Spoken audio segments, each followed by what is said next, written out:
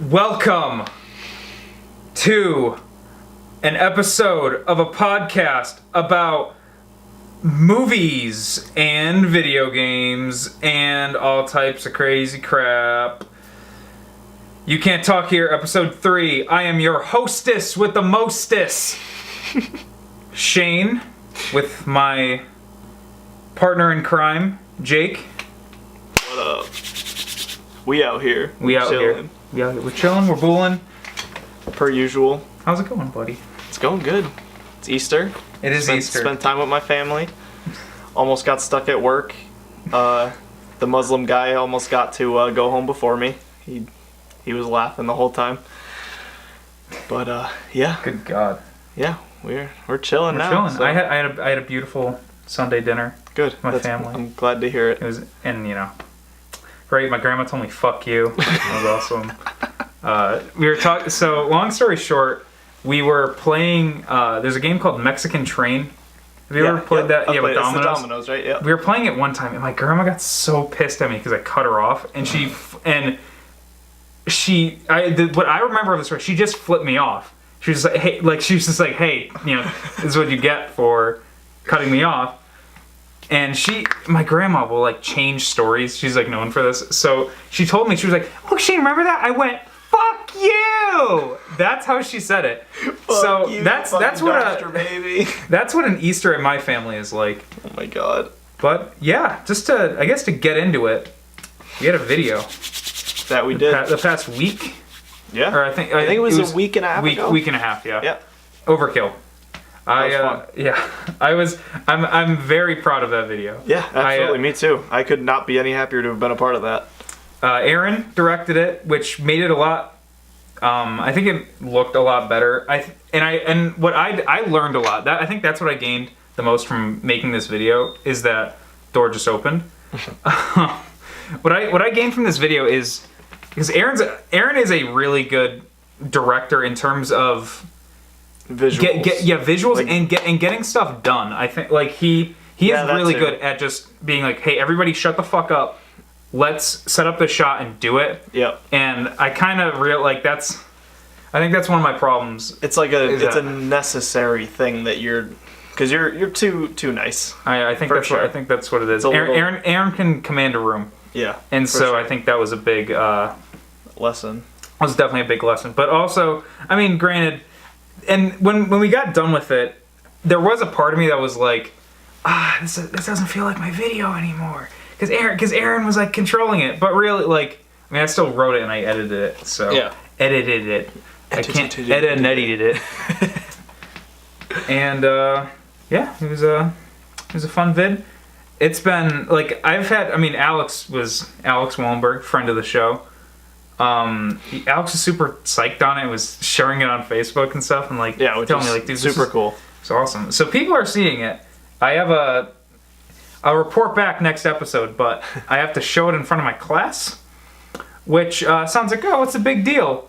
But there's the scene that has prevented me from showing it to my parents. With your pants. I won't. I just watch the video and you'll find out.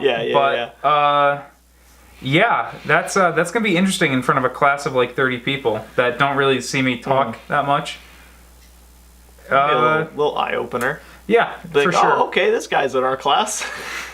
This guy, I haven't spoken to him once, but I've seen what he looks like with his pants off. So that was overkill. That was overkill. Definitely check it out. It was fun. Fun video. But the next thing that I wanted to talk about was I finally got around to playing and beating, because it's been so long since we recorded an episode. But I started and finished the PS4 remaster of Shadow of the Colossus. That game, this is the first time that I actually played the full game. I'd played certain sections here and there on the PS2 version and the PS3 version, but because I had it, I had time. I was like, you know what, this game isn't super long. I'm just going to barge it, and it's great per usual.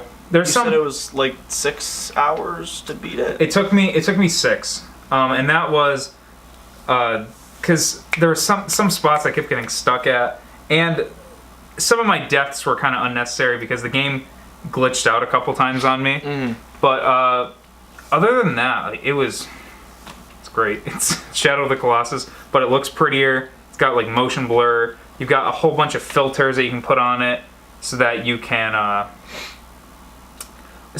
like film grain and like add and take away the saturation. Yeah, so you can make it like nighttime and stuff. I saw some awesome. of that when you brought it over to my house for that first time. It was so cool. Like I can't wait to be able to like sit down and actually like play that. And one thing that, because I guess spoilers for Shadow of the Colossus, a game that came out like 11 years ago at this point. Damn, it was that long ago. It was. Actually, no. I think it's more than that. I think it's either 2005 or 2006. Because I remember that. What's so funny with that game, that it actually did pretty. The first team's game, Eco, didn't do super well, because it is kind of like a, not strange per se, but it's kind of like it's like a niche type of video game. And when Shadow came out, because the concept was so simple and like kind of easy to understand and different, it did super well. It actually, it's definitely not the first time this ever happened, but it's one of the more recent examples that I can think of a game that is that got super popular just because of the gameplay concept, or how the game is played. The one that's coming to mind right now is like PUBG, probably, where I feel like a lot of people go like, oh, that's Battle Royale the movie, or Hunger Games, whatever. Yeah. Except the video game, 100 people drop into a map and fight. I'm trying to think of another game that has that sort of popularity just from the game design. But either way, it's a great game. You should check it out. I got the collector's edition, so I got like lithographs and stickers and shit. That come with like the steelbook and stuff. Yeah, too? the steelbook. Yeah, so sick. It's so cool. It is it's a great package. I think they're probably still sold on Amazon. If you can find that, get it, because that is beautiful and it's a great game. It's gorgeous. And love it. I was talking about spoilers. I had no idea that game ties into to Eco, actually. Oh, it does. At the end, in like the epilogue, it was a really smart way to tie two games by the same team that you'd think like, okay, this kind of has like maybe not necessarily touches on the same themes, but you could tell they are done by the same development group, because just like the way the characters are designed and stuff like that, it feels really similar. And then the epilogue happens and you go like, oh, what? Like it's not like a set, like this is what like it's not a definite like this is a prequel. It sort of just hints at it. Okay. And it's really interesting and cool. and caught me off guard, because I knew about the because there is a twist in the game that kind of became, I wouldn't say in like the pop culture of video games, like, but I definitely think, but at this point now it's kind of known, the twist at the, do you know like the twist of Shadow of the Colossus? No, I haven't. I won't tell you just because I think you'll get a kick out of it. Yeah. But for sure it's a good game. Shadow of the Colossus, play it. Definitely checking that out. And I know Rocky. And I know you were playing Nier, because I gave that to you the other day. Yeah, I haven't played a ton of it. I got through, shit, where did I even stop? I think I only got through whatever, like that first camp that you get to, that you meet up with them, camp. The Resistance camp. I got through all of the quests, like the first bunch of quests there. But I haven't had a chance to really get too far into it. But it's that game. It's so it looks so good. The fighting, so much fun. It's just great, and I can't wait to actually like jump into that game. That's another game that I think I started before the second episode. I'm not sure, but like I don't think I talked about it in the second episode. I beat it. I started it and beat it without talking about it. And that amazing video game. So it's so cool.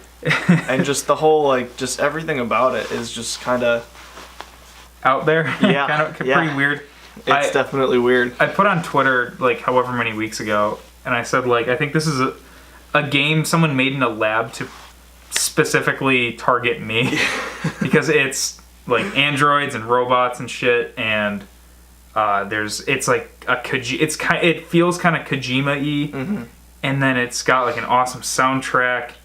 The soundtrack. The soundtrack is great. It sounds like Ghost in the Shell, like the original like 95 movie. It's so cool. I love it. It's what's the word I'm looking for? It's really like immersive feeling. Like you sit there and you get sucked right into that. Yeah. Like with the whole just world that you're in, and with like the soundtrack, it's great. I'm trying to think of other games that we've been playing besides those two. I guess we could talk about Broly and Bardock coming out in Dragon Ball FighterZ. Third episode in a row where we're talking about fucking Dragon Ball, but it's just so much fun. I love it. I love it. Broly's a little ridiculous. For sure. Kind of pisses me off. But it's one of those things where like he's got all the hyper armor, so it's tough like with some of his attacks, but I mean, you can knock him out of all of his supers like really easily. Like he's not I think they balanced him out pretty well before they actually dropped him, because that character could be so ridiculous if they didn't like make it as easy as it is to just like key blast him once and then he just gets knocked out of his super. But like, I don't know, Bardock's my fucking boy. He's so cool. He immediately, like, third game in, I was like, yeah, he's on my main team now. I'm only gonna play him. And now, so we got you got the season pass. Yep. So now we're gonna keep updating. Yeah, absolutely. Because we're gonna have.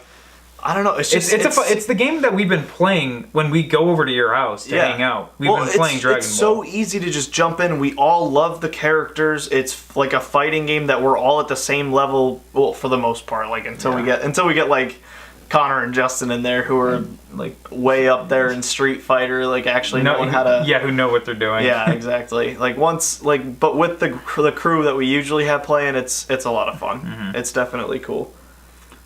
And I think there's like 6 more characters that are going to come out at least the year. At least for this year, yeah, I'm pretty sure. For the first season or whatever.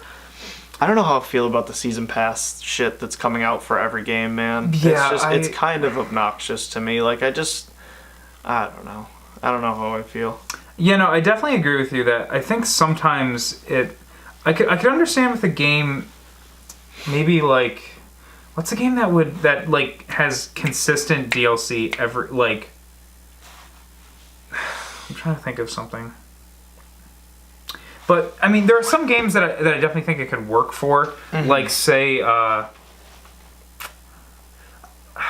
the one I'm going to, and this is so outdated, but whatever, is BioShock Infinite. I remember had a season pass where, because they did like a little side game, side story type of thing called like Tales from the Deep or something.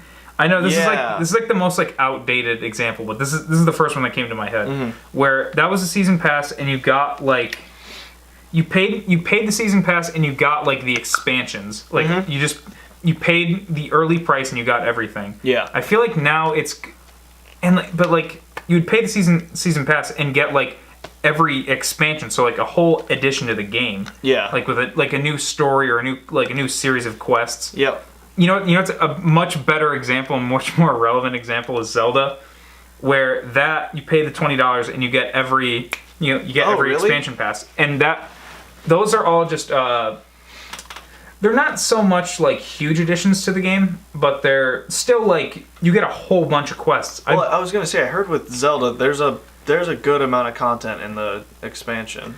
So I bought it and then I went into the game and I was seriously sitting for 5 fucking minutes as it was just new quests popping up. Oh my god! And it was like, all right, I have way more stuff to do in this game now. I still haven't beaten that. It's game of the year. That was the game of the year for me. So good. I still need to play it. I started it. I got through. Like I got all my powers and stuff. That's as far as I got. I got a couple hours in and that was it. But I just haven't had any time. It's so good. It's like playing a Ghibli movie. It's so awesome. But so back on the season pass thing, I feel like I'm cool with season passes when you get, like, I don't want to say just stuff to do, because that seems like they could easily just like have it be like fluff. Yeah. But I like with characters, I think I just prefer just to pay like, hey, let me pay $5 and just pick them up individually instead of like paying. Was it like $35 for the Dragon Ball pass? Oh, and then, well, like, that's actually that's how they do it. That is how they do it? That's exactly how they do it. Oh, okay, cool. I thought it was you had to pay for the season pass. Each individual character, I also didn't realize this, but I was going to end up buying all the fucking characters anyways, so I mean... That makes sense. Might as well just drop the money now and not have to worry about it anymore. But they split it up so you can go in and purchase each individual character for $5 a piece. It's like $4.99 on the PlayStation Store when I checked it out, and that's it. Like exactly what you said you'd be cool with. I think when it gets shitty is stuff like Battlefront. I know that was a big fucking problem with people where Battlefront it was like they didn't finish the game or something like that, and they still had this. You could buy the season pass and essentially get like story mode and like all this other shit that should have been on there when the game shipped. It's like EA and that I don't fuck with that. Capcom, I remember for a while was getting, because they would the term thrown around like however many years ago was like on disc DLC, where like it was like characters that would be loaded into the game and they would unlock them later. I remember that was like a huge like controversy, like however many when like MVC 3 came out, which is that's crazy. That's what I think. That's what it's like a gray area. Like I think sometimes it can work, sometimes it doesn't. Sometimes I'm just dumb and don't realize that you can just buy characters individually. I don't know, man. I just don't. It's just I got so used to like not. I think the first game that I ever bought DLC for, like ever, was Skyrim. I bet you that's like a big, a bit like. And like I feel like that was just the catalyst for me spending way more than $60 on all the games that I've played. It's crazy. I bet you're not the. I'm sure that's like a really popular answer for like people like around our age group. I'm trying to think of the first DLC I ever bought. See, for the longest time, I didn't have like stable internet. Like when I had the whole time I had. I mean, DLC even it's still like kind of a newer thing, like PS3 and 360 on. I'm trying to think of the first game I ever bought DLC for. It might have been BioShock Infinite. Maybe that's why I pulled that out of my brain. When did it come out? I remember that got delayed like... It got delayed a bunch. 3 or 4 years or some crazy shit. It was March 2013. Okay. So it just passed its anniversary like on the 30th or the 31st. Man, that game is so good. And I haven't played that one either. I feel like... Played BioShock 1 and 2. BioShock 1's great. BioShock 2 is okay. See, I like 2 better than I liked 1. Are you serious? Yeah. You're in the minority on that one. Yeah, friend. I don't know. I feel like it might have been because like BioShock 2 is the first one that I played. Okay. So that was like my initial like anytime I'm thinking of BioShock, like that's where my head goes because that was my first experience with the franchise. And I think that definitely has a little bit of bias kicked in there because like I really enjoyed that game. Like I thought it was so cool. That game is, I think if it came out not as a BioShock game and it was just a totally separate, like just a separate video game, so I bet you it would be celebrated a whole lot more because I think the reason why it got kind of like, if you look up, it's not like people say they hate it, but it's kind of treated like a lesser of the two. And I think it's because BioShock was just too good for its own good.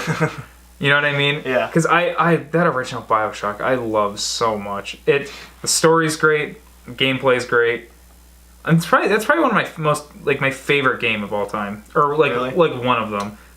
That just because the story is such an interesting way to tell a story. And that's like one of my that's like some of my favorite stuff in video games. Stuff like Metal Gear, stuff like BioShock, where it's taking the medium of video games and using it to tell a story in a way that a movie couldn't. Yeah, because you're actually manipulating what's like you are the one that's progressing through that story. Mm-hmm. And I think like BioShock, I think you could adapt somehow into a movie, but like they're talking about like making a Metal Gear movie, and that is absolutely not what I want. Yeah, like I agree.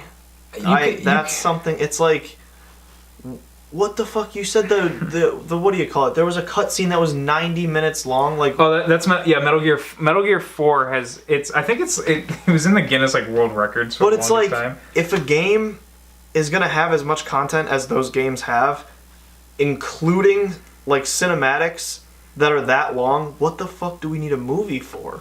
Yeah, that is true. I think the game is telling the whole story in every way possible. And we don't need anything other than that. There's so many little moments in Metal Gear that story points are sort of heightened by the fact that you are controlling it. Metal Gear 4 has one like example that you can note where it's Snake. It's Old Snake. He's crawling through like it's like a I don't exactly remember what it is, but it's some type of weapon.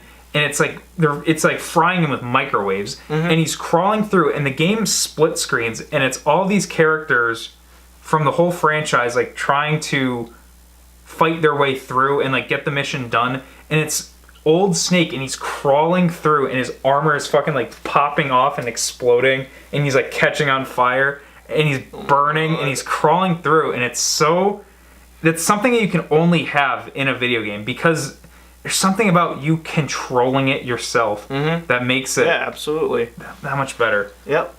And especially with like a franchise like that, when you've been following characters and following you know what, and even like individual games, like I don't know how Metal Gear works. Like I don't know if like you're following the same characters throughout multiple games or if it's all different stuff because I've never played it.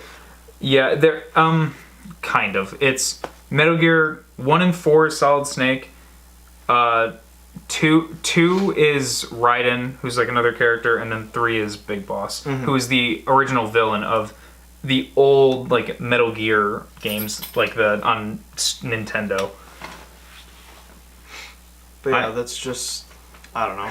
I think that's so cool, and I don't think that they need a movie for that. They at don't. all. Like especially a game like that is that good. Like they did their job already.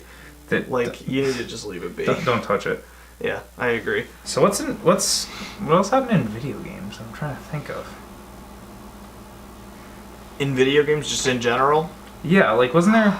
Well, there was the. Oh, hey, you know what? So should we talk about Fortnite? I was just gonna say that, like the explosion of Fortnite in the past couple of weeks. I was gonna say because the last episode we didn't even. I don't think we were even playing at that point. I knew about it at that point. I thought of it as a PUBG ripoff, and I kind of left it at that. Yep. And it just got because I had tried playing it last like November-ish, I think, and I just couldn't get into it. And then we all started playing together and have had a really, really good time with it. It's a good game.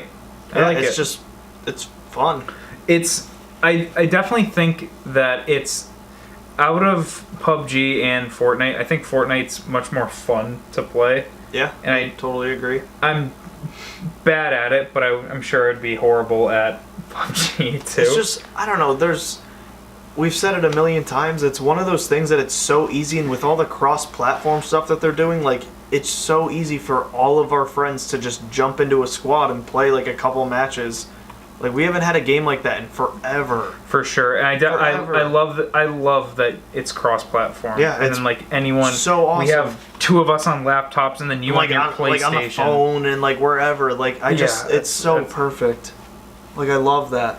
That's I've always wanted something that we could just all jump in and just whatever, and it's helping us keep in better contact with our friends that are like going to school out of state, or like that are too far for us to hang out with all the time. Like it's just like you just hop on Discord or something, or even just through the game and just jump in a squad and play a little bit. Yeah, like Alex said, like when last time we played, he was like, "Oh yeah, like because this is the first time we've ever all played a video game online ever."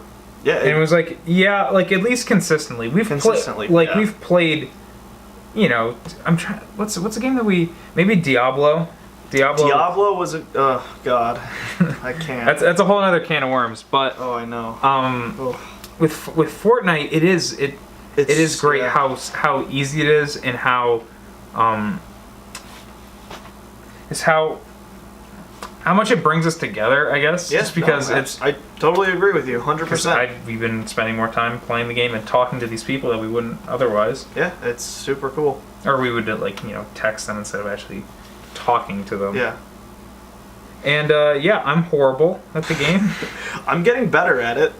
It's definitely limited on like the building and stuff because like I've been watching like a couple of like the streamers players and stuff and like people like Ninja and Myth and all of them, like watching them build in that game, like I'm definitely limited playing with the Xbox controller, but I'm still having a good time, so I don't really care. Yeah, that's the thing. I die pretty much immediately as soon as someone encounters me, but it still is fun and engaging because it's absolutely. Oh shit! There's someone showing up. Okay, so I'm just gonna like typically I just hide. Yeah. And it's really fun seeing like, oh shit, okay, there's a squad at like 250. Let's try and figure out how to like ambush them. Yep. I think it's so cool. And I think the moment where it clicked with me was one of the first games we were playing, and we're all crouched down, like sneaking through this like on top of a hill, just watching people go by, and it like honestly, it kind of reminded me of Metal Gear 5 a little bit, in just that taking the game slow and sort of to keep the advantage. Watching everything, keeping track of everything around me in the area, and being like, okay, how am I going to go about this? Like, am I going to ambush them? Am I going to let them just keep go going, this way? Oh, look, there's another squad coming here. I'm going to sit back and wait, let them get into a skirmish, and then take out the guys that are left. I think that is what draws me. I like the sort of planning out and like the strategics of it. I'm not a big fan of dropping into tilted towers and then getting my ass blasted in 2 seconds. Oh man, you just got a full send every game. Always tilted towers. It's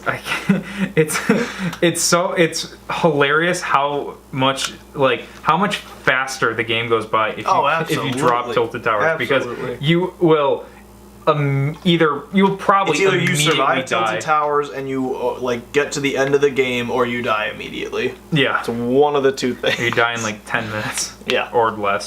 Yeah, but yeah, I think that's. There was a thing that I was reading about, like, the question was, like, is Fortnite going to be the next big thing, or is it going to be kind of like just a fad, like a flash in the saucepan? Is that what is that? I don't know. I've never heard that one before. You know what I mean. Is it going to be a fad? Yeah. I don't think it will be. I think it's going to stick around. I'm really feeling that kind of vibe, and like especially with something that they've got with like it's already hitting such a wide audience. And they've got this thing with the battle pass down with the different seasons for all the cosmetics, which again, like that's something I ship. Like I hate season passes because it's unlocking like content that I feel like we should really just from unlock from playing the game. Exactly. But when it's shipped down to something that is purely cosmetic, like just so I could like fucking like look like John Wick. Yeah, and like be John Wick and like get the dab emote just to fuck around with. Like, come on, like I dig that. Like if I'm paying like just a couple bucks every however long, like 11 weeks or something, like I'm cool with cosmetic stuff because like again that's totally optional. Doesn't add or subtract anything from the game except that the aesthetics of it. Yeah, exactly. I totally dig that. The game's good. Yeah, the game's fun. A lot of fun, absolutely. I'm trying to think of other game stuff, but have you seen any movies like lately or? Personally, no, I haven't really seen anything. I mean, like, what was the last thing you saw? Black Panther? Damn, yeah, Black Panther was the last thing I saw. What'd you think about it? I thought it was awesome. I loved it. There wasn't really, I mean, there were a couple one-off little jokes that were a little annoying. Like I've heard about that. I haven't seen the movie, so I'm not. I think my biggest pet peeve was there was one joke about sneakers. Like, because the sister was making some joke about, like, oh, these are these shoes that you use to sneak around. We call them sneakers. And then you don't see him for the rest of the fucking movie. Like, Okay. why keep that in the movie? Just cut that shit out. Like, what? My only context of the movie is that Red Letter Media did their review, and they said, I think it was Jay from Red Letter Media said that it almost hit that Dark Knight point of like a comic book movie or a superhero movie that's like kind of stands on its own and is more of like a, I don't exactly know how to put it. It stands on its own. Yeah, like I know what you it becomes a like big cultural like thing. yes, it is. It's like part of the MCU, but it is also It's just Black Panther. Like, yeah, it's in its own. It's a bubble. great movie without knowing about any of the other Marvel cinematic universe shit, I feel that. which appeals to me because I thought don't it care was- about those movies.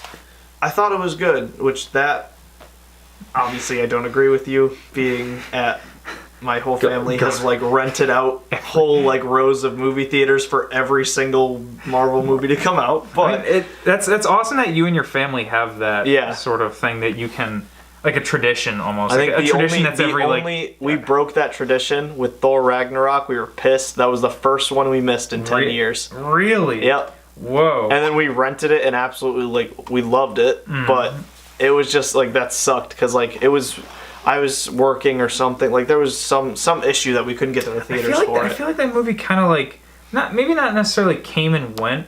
It did. It did, because it did. Not talking about the quality of the movie itself. I didn't see it. It was good. But People liked better. it. But it felt like it just like people were talking about it for like a week when it came out, and it was just gone that next week. Yep. But yeah, Black Panther. I feel like the main villain, Killmonger, he was cool.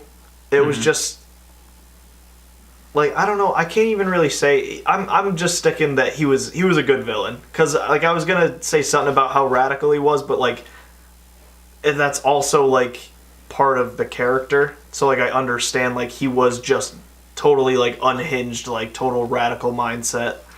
From what I heard, it was the type of thing of he's like he has this crazy like radical idea, but you almost understand his viewpoint. Yeah, absolutely. I think that is some of the best shit in movies or games. Oh yeah, that's what I loved about Spider-Man Homecoming.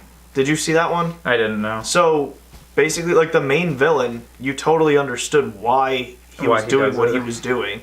Like it was like the after the whole thing in which Avengers was it? I think it was the first Avengers, where like all these giant aliens are coming through and like blowing shit up. Like basically the Avengers shut down the business that was keeping his family like afloat, and like totally screwed over his whole family because like the Avengers shut down and like took over everything. So he was trying to get back at them for fucking him over. Yeah, that. So like that was. I love that. I love villains that you understand. Like a sympathetic villain. Like that shit's crazy because like you shouldn't be doing this, but like I get it. I kind of get it. Again, third time's a charm. Bringing it into Metal Gear again. Big Metal Gear guy. It's my favorite. Those are my favorite games. But Metal Gear Solid 1 has like the perfect story for that, where it's Liquid Snake. You totally like. You're like, he's the villain, and I don't, like, you're trying to stop what he's doing, but I understand why he is taking these steps to achieve this goal, because because he wants this particular goal that, if I was in his point of view, I would want that same goal. That is some of the... I mean, I guess I'm just going to repeat myself, but I love villains that are like that. I think that's so awesome. Yeah, it is. It's super cool. Yeah, well, I'm trying to think of other stuff that came out. Jack White had a new album. That was great. It's fucking one of the weirdest pieces of music I've ever listened to in my whole life. I definitely got to check that out. I'll probably check that out later tonight, actually. It's very... I think, like... the Third Man Records website is like the most fucking pretentious like read of it, but it's like a mix of a blend of hip hop and jazz, and it feels modern, but somehow is a timeless sound itself. And like, yeah, that's pretty pretentious to have, because it's Third Man Records is Jack White's record label, so it's like, dude, what the fuck is this? It's like, stop sucking yourself off, bro. But chill for a sec. it was a great album. I'm sure a lot of White Stripes fans and Jack White fans aren't gonna like it, because it's not very rock heavy. It's a lot of soul and blues, some hip hop, but there's also still some. So a lot of the tracks still have like a rock element to it. Fuck, I'm gonna dig this. Yeah, it's weird. It's all over the place. But I thoroughly enjoyed it. And then the only other album that came out recently that I've been caring about is the new Voids album, which is super super weird, super super great. And I was trying to find reviews of it, and nobody's talking about it. Really? Yeah. And it's like, dude, this is like it's not like the greatest album ever or anything, but I think some of the tracks are super, super solid. And there's like a Rolling Stone review, and like there's one Rolling Stone review of it, and then the AV Club like gave it like a C- or something like that. Like they're like, the AV Club, they're kind of, I think they can be kind of not pretentious. What's the word? Snobby. But whatever. Yeah, I enjoyed it. And it's so funny to me that we're in April now, and I already have 2 albums that I really really like this year, because I feel like last year there was we've talked about this like before, but 2017 didn't really have a ton of music. I feel like not really. I mean, I was telling you about there were a couple like small time like East Coast metal bands that were putting some stuff out, like EPs and shit, that I've been really into, but like any like big releases, there wasn't much. In terms of when they came out, the only record I listened to was Queens of the Stone Age, and that was it. When the new Gorillaz album got like announced, I was so excited, and then they released then they released 4 tracks from it, and I loved all 4 of them, and then it came out and I never listened to the record. I don't know why, I just dropped it. I never listened to it. I was so excited for it, and I don't know why, I did not care. But yeah, besides, I'm trying to think of other music that came out. I mean, Code Orange had their album, but I didn't even start listening. I didn't even listen to that until so good. I didn't listen to that until this year. That album is so sick, and being able to see them live, like as they're blowing up, like they got the Grammy nomination, like that happened, and then I saw them, and now they're just keep going. Like it's so cool. That's rad. I love it, especially like when listening to them like years ago. I think 2012. They're like thinner, or what's that album? I Am King. I Am King is their 2012 album. Actually, I think it's 2014 maybe. I know because there was one before it too. Yeah, there was that. Fuck, what's that one called? Either way, I started listening to them back then, and not once did I expect them to like blow up to the that like Grammy nominations and shit. Exactly. Like I was, damn. Like that's super. Yeah, cool. like glad for them. Like that's. And especially to see like metal like just at that level of like popularity and like just in the public, like that's so cool. Yeah, I'm like so into it. And especially a band like Code Orange, like I love though, like their like some of their stuff is just so weird feeling. Like I dig it so much. It's so cool. I think what I said to you or your brother or something, where I was like, why do their songs sound like the CD is skipping? Because it'll just like cut to like a totally different. Yep. Yeah, almost like a different movement. Like it's just do some weird shit with their music, and I feel like that's something like I want to start like trying to come up with some sort of stuff. Like I know Chris just got like his new pedal for his bass guitar and stuff, and like I'm gonna go and look at something else tomorrow, I think. And I just like heavy influence is gonna be from that kind of stuff, like just that weirdness to it. Like I don't know, I love it. Well, I mean, and that kind of ties into the Jack White album and this the Voids album, is that like I'm glad that music, or I guess artists today, aren't afraid of getting like totally fucking weird with it. Like this Jack White album has like there's one song on there that almost sounds like it's a scene from a movie without like visuals. Like it's I think it's technically a poem that's being read, and it's like a old kind of Western guitar being played in the background, and like you hear like a crowd in the background.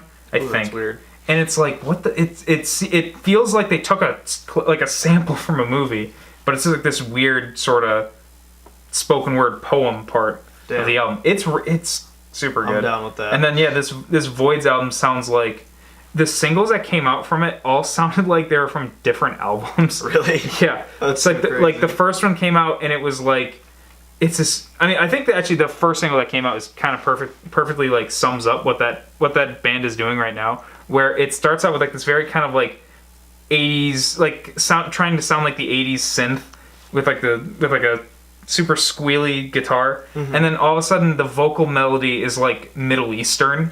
It's like, what the fuck is that? Oh, is that? The song's called Curious. It's like Q U R R Y. Yeah, like yeah, that's so weird. That's like I think that's the one song I've heard off the album. It's awesome. So weird. It's weird, but it works. It's super cool. I think